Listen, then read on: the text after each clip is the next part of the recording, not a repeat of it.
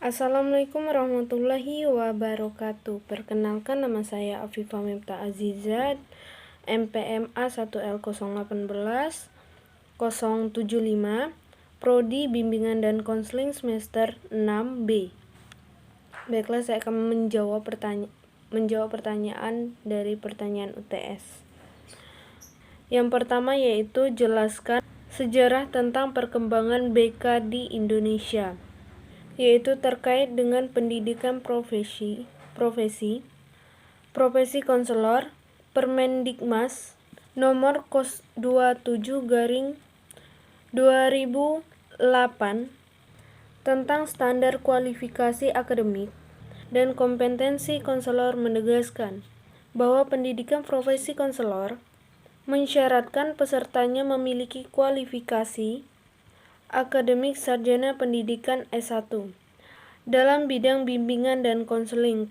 Ketentuan ini menegaskan bahwa pendidikan konselor adalah pendidikan berkelanjutan dan berkesinambungan antara prodi pendidikan akademik yang bermuara penganugerahan bergelar S1, pendidikan bimbingan dan konseling, dan pendidikan profesi, yang mana semakin berkembangnya zaman, semakin canggih teknologi yang ada.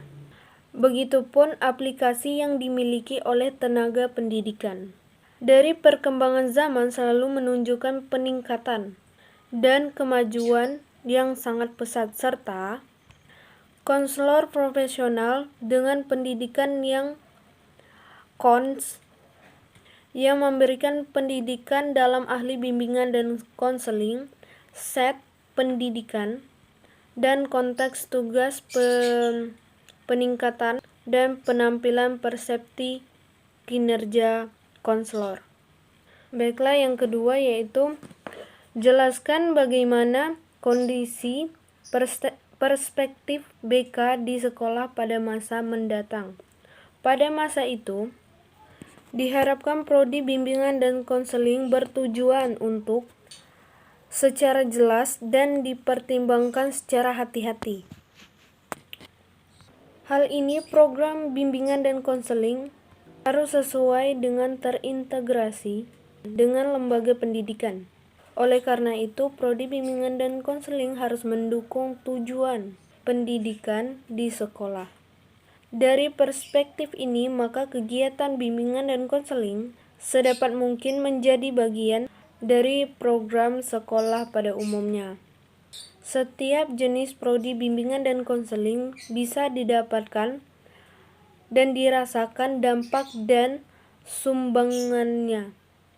Untuk itu, bentuk layanan yang diberikan akan berdampak luas spektrumnya. Advokasi, bekerja secara tim, dan kolaborasinya. Memanfaatkan asesmen dan penggunaan data, teknologi, dan pemanfaatan pertanggungjawaban, mediasi kultural, serta agen pembaharuan dan sistematis. Baiklah, yang ketiga yaitu jelaskan peran dan nilai-nilai konseli, pribadi konseli. Nilai merupakan suatu keyakinan dan kepercayaan yang menjadi dasar dari seorang kelompok atau seorang untuk memilih tindakannya atau menilai sesuatu yang bermakna atau tidak bermakna bagi kehidupannya.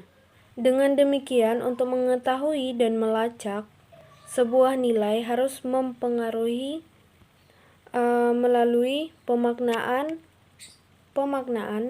yang berupa kenyataan tindakan, tingkah laku, pola pikir, dan sikap seseorang atau sikap sekelompok orang. Di sini ada 10 peran dan nilai konseli. Yang pertama itu memiliki komitmen yang kuat dalam mengenali nilai-nilai keimanan, ketakwaan kepada Tuhan Yang Maha Esa. Yang kedua itu saling menghormati dan menghargai sesama manusia.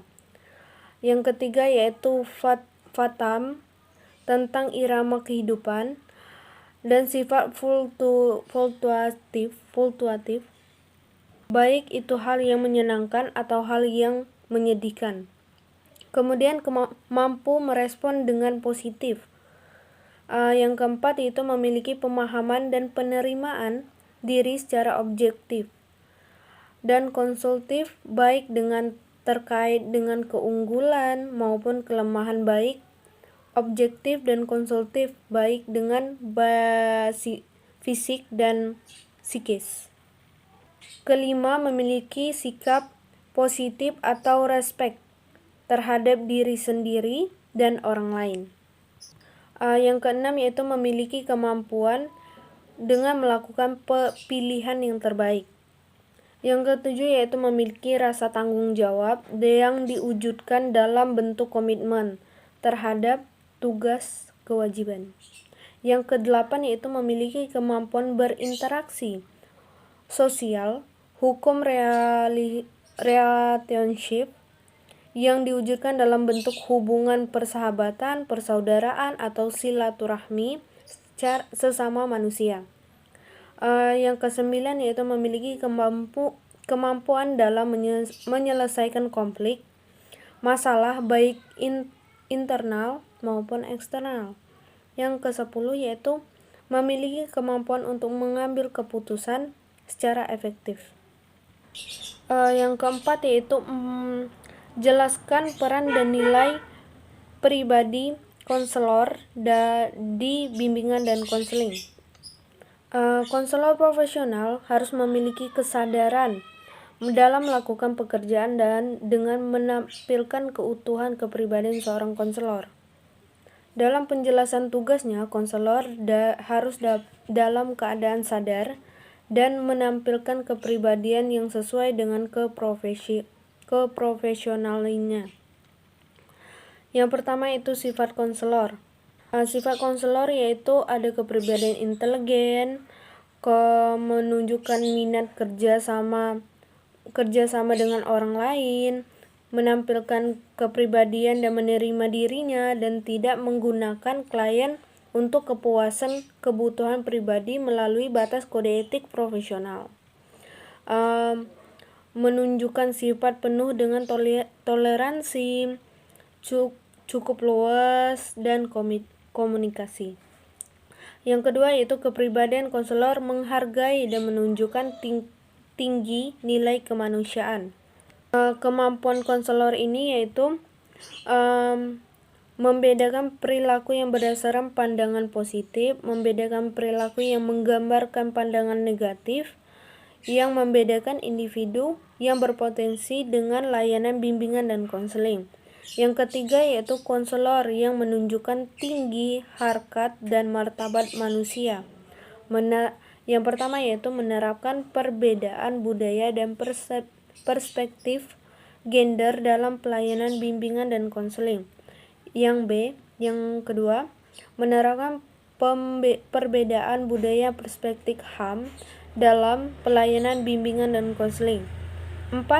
Konselor yang menunjukkan integritas kepribadian yang kuat, menerapkan toleransi terhadap stres yang dialami konseling.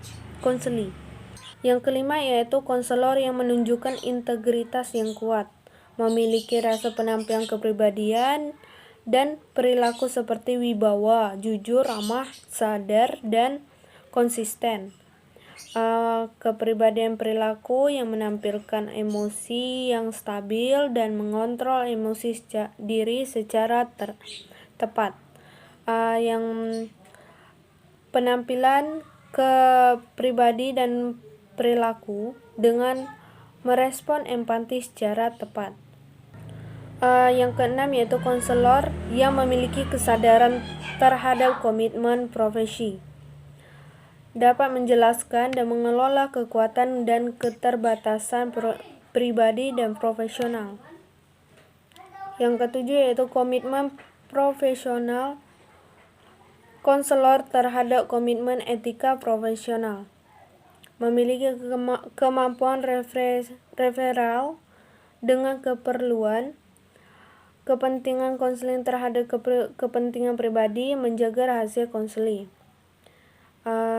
Lanjut yang kelima, yang terakhir, jelaskan bagaimana hubungan kerjasama antara anggota profesi, dan teman sejawat. Berikan contohnya. Menurut saya yaitu saling membantu dan menunjukkan dan menjalankan kebijakan-kebijakan sekolah, membantu teman-temannya dengan nasihat-nasihat dan pikiran-pikiran yang membantu, adanya sikap menghargai, ikhlas, dan bersyukur bantuan yang diterima, kemajuan-kemajuan yang dicapai, membantu teman-teman untuk memperoleh promosi yang patut didapatkan, mampu menjauhkan diri dari campur tangan dan perkara-perkara antara guru dan murid kecuali jika kedudukan yang resmi mengharuskan menjatuhkan ocehan atau kecaman yang bersifat menentang guru-guru lainnya, dan menggabungkan diri dengan aktif dengan organisasi-organisasi guru. Contohnya yaitu jangan berbicara yang menyinggung perasaan orang lain. Jika kita menyinggung perasaan orang lain, maka orang tersebut akan merasa tertekan, merasa jengkel kepada kita, merasa bahwa